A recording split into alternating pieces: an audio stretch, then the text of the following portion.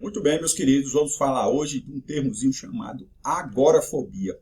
Agorafobia é mais um transtorno ansioso. Ele é um transtorno que se confunde muito com transtornos de medo específicos. Por exemplo, as pessoas acham que muita gente tem medo de andar de avião. Mas eu vou explicar para você que às vezes não é o medo de andar de avião que gera a crise de pânico, mas sim o medo de estar dentro do avião, passar mal e não ter como ser levado para um ambiente hospitalar, por exemplo. Então não é o medo de estar no avião em si só, e sim o medo de passar mal e não conseguir sair dele. Então, agorafobia, pessoal, leva mesmo milhões de pessoas a pronto-socorros, principalmente pronto-socorros psiquiátricos, mas sim, às vezes as pessoas acham que podem estar infartando, podem estar tendo um AVC, algo assim. Então, a agorafobia é um medo que limita, né? Então, a gente vai falar aqui sobre sinais, sobre sintomas e sobre o tratamento.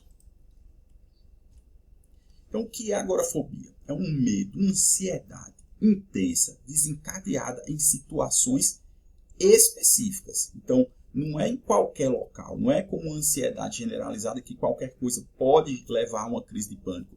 Sim, há situações específicas que a pessoa imagina assim: se eu tiver em tal situação, vai ser muito difícil de eu escapar para um hospital ou que alguém me ajude. Eu não conheço ninguém aqui. Será se eu passar mal, o motorista do ônibus vai me levar para o hospital? Então é basicamente isso. Então são situações específicas onde escapar pode parecer difícil para aquela pessoa que sofre do transtorno. Então é um medo desproporcional, não há nada que indique que ela vá passar mal, mas ela pensa que pode passar. E é uma evitação ativa, ou seja, a pessoa faz de tudo para não entrar naquela situação que ela possa passar mal. Só em pensar, ela já evita, tá certo? Vou citar aqui um exemplo bem específico para vocês. Por exemplo, uma pessoa que anda em ônibus e só em entrar no ônibus ela pensa assim: poxa, se eu passar mal aqui, será se vão me levar para o hospital? Eu não conheço ninguém aqui. Então ela faz de tudo para não andar no ônibus. Não é que ela tem medo de andar de ônibus, ela tem medo de estar dentro de um local, passar mal, não ter ninguém para ajudá-la, ou seja difícil de levá-la a um hospital. Situações que são mais temidas, por exemplo, são essas 5. Transporte público, como ônibus, eu falei, trem, avião. Então, às vezes, não é que a pessoa tenha medo de altura, tenha medo de ficar trancado dentro do avião. Ela tem medo de passar mal, não ter ninguém para ajudá-la, ou ela, além de não ter ninguém para ajudá-la, o avião está muito distante de um hospital. Então, o medo, na verdade, é de passar mal e não receber um socorro imediato.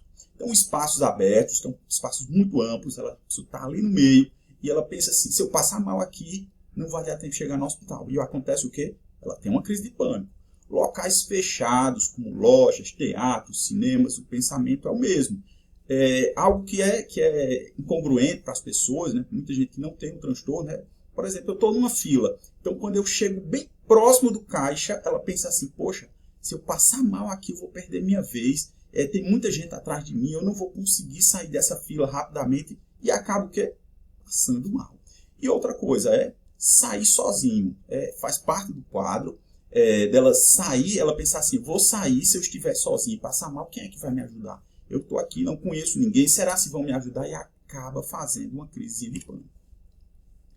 Os pensamentos catastróficos típicos: eu não vou conseguir sair desse local. Então, espaços fechados, aglomerações ou um espaço muito amplo. O primeiro pensamento que vai vir não vou conseguir sair desse local. E outro pensamento: se eu passar mal, será se alguém vai me ajudar aqui? Ou não, vou ficar sozinha passando mal e acaba tendo uma crise de pânico.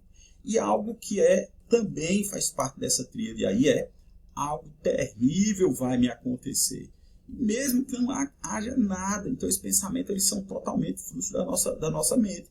A pessoa não há absolutamente nada que leve a pensar que você vai passar mal, mas você, por tanto pensar que vai passar mal, acaba acontecendo.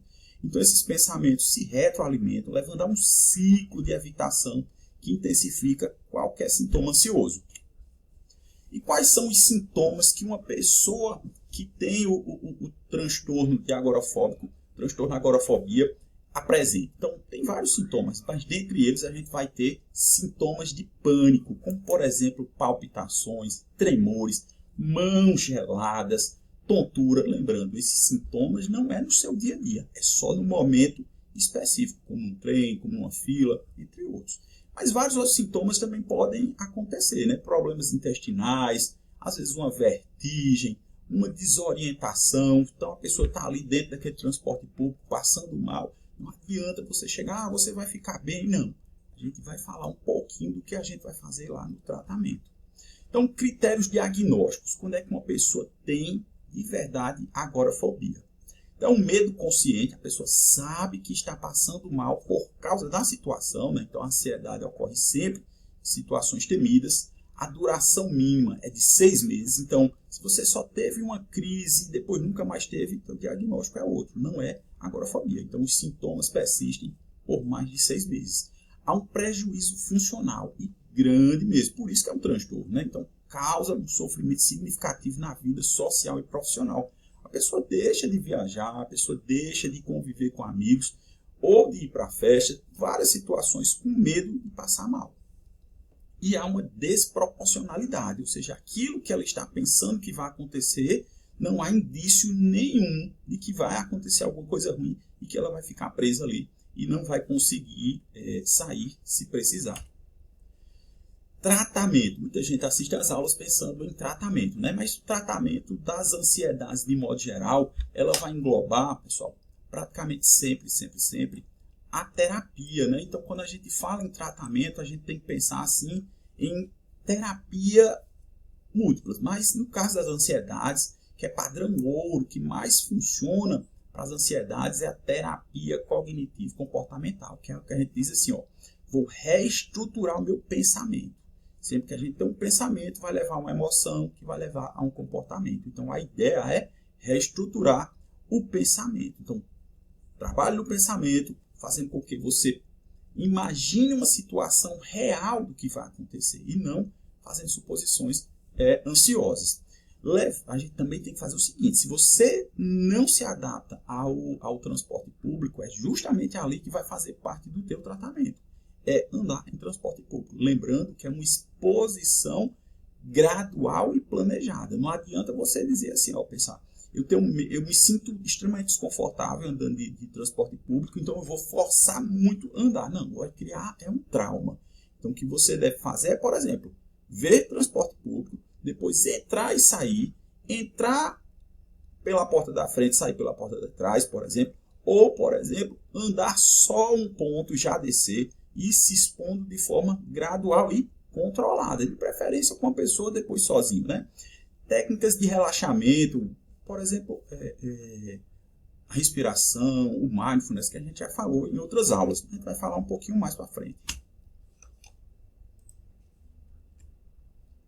Quando a gente fala em terapia, a gente fala em praticamente aquela dualidade, né? O médico da psiquiatria, o psicólogo, mas quando a gente fala em terapia medicamentosa, é o remédio mesmo. E isso, bem sincero, pessoal, a terapia cognitivo-comportamental, ela sozinha vai dar jeito sim. Só que é o seguinte, talvez demore um pouco mais. Então, quando a gente complementa com medicamentos, o negócio funciona bem mais rápido. E a primeira escolha é o que a gente chama de inibidores seletivos da recaptação de serotonina. Por exemplo, sertralina, escitalopram, fluoxetina, paroxetina, entre outros, né, que são inibidores seletivos. Eles inibem apenas a serotonina, e não serotonina e noradrenalina, como são casos aqui, que são segunda escolha, venlafaxina, duloxetina. A desvenlafaxina também seria uma opção. Muito cuidado aqui com ansiolíticos verdadeiros, ou seja, o benzodiazepínico, que é o Rivotril, é o alprazolam, o Alpraz, eles devem ser usados apenas nas crises. Se você ficar usando ele todo dia, o medicamento perde o efeito, ou seja, você se torna tolerante e acaba viciado nele. Lembrando que a gente sempre fala, né? Medicação com a psicoterapia ainda é o melhor remédio. Estratégias complementares. É tudo aquilo que não é, digamos assim, terapia propriamente dita de medicação. Então, educação sobre o transtorno, cara. Psicoeducação, conhecer sobre o transtorno. Então, quem tem esse transtorno, que se identificar com ele, leia, conheça mais sobre o transtorno, você vai ver que ele vai ser mais fácil de você tratar. Exercícios físicos regulares. O que é o exercício físico regular? Você fazer um exercício, uma caminhada, um esporte que você goste. Mindfulness e respiração. Mindfulness é o foco em uma única coisa, como, por exemplo, focar apenas na sua respiração, e exercício de respiração, que a gente já falou um pouco em outras aulas. Rotina organizada. A rotina, pessoal, ela leva a gente a ter previsibilidade, então é algo extremamente importante. Dentre eles a gente fala aqui do sono, né, da alimentação, coisas que você tem que ter. E o prognóstico, né, ou seja, a esperança. Para quem tem transtorno de agorafóbico, tem esperança? Tem. 80% ou mais, quando faz isso que eu falei anteriormente, ele vai ter um excelente prognóstico, ou seja, ele vai ter uma taxa de melhora extremamente grande, né? Então, muitos pacientes apresentam uma melhora significativa com tratamento adequado. Lembrando que a adesão, por exemplo, a terapia cognitivo-comportamental, que é um pouco difícil lá, você se submeter a justamente aquilo que você tem medo, é o passo mais importante. E lembrar aqui, de ter uma equipe muito profissional, principalmente o pessoal da psiquiatria e o pessoal da psicologia trabalhando junto. Então, se você tem esse transtorno, deixa aqui um comentário para a gente. Qual é a situação que você mais teme? Se você não tem ou suspeita que alguém tenha, manda essa aulazinha para ele. E aqui eu vou deixar na descrição desse vídeo. Se você tiver interesse em ver mais sobre ansiedade, clica. Eu vou deixar o primeiro módulo do meu curso totalmente de graça para vocês. Então, obrigado, pessoal, e juízo!